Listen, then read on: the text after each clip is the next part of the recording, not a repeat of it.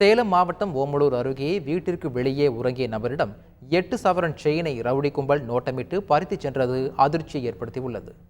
ஓமலூர் அருகே உள்ள அடைக்கனூரைச் சேர்ந்த செங்குட்டுவன் என்பவர் வீட்டிற்கு கடை வைத்துள்ளார். இதனால் அங்கு பலர் வந்து செல்வதும் வாடிக்கையாக இருந்துள்ளனர். இந்நிலையில் இரவு 12 மணியளவில் வீட்டிற்கு வெளியே செங்குட்டுவன் தூங்கிக் கொண்டிருந்த போது அவரது கழுத்தில் இருந்த 8 சவரன் செயினை ஒருவர் பறித்து கொண்டு தப்பியோடினார். அவரை நாய் குறைத்து கொண்டே துரத்தியதும் செங்குட்டுவன் விழித்துக் கொண்டு துரத்திச் சென்றார். ஆனால் செயினை பறித்து சென்ற நபர் தயாராக இருந்த காரில் ஏறி தப்பியோடினார். இது குறித்து காவல்துறையில் புகார் அளிக்கப்பட்டுள்ளது. சிசிடிவி காட்சியை ஆய்வு செய்த போது ஒரு நாள் முன்பு பொருட்கள் வாங்குவது போன்று ரவுடி கும்பல் வந்து நோட்டமிட்டு சென்றதும் அடுத்த நாள் நள்ளிரவில் கைவரிசை காட்டியதும் தெரிய வந்தது. இதையடுத்து சிசிடிவி காட்சி அடிப்படையில் ரவுடி கும்பலை போலீசார் தேடி வருகின்றனர்.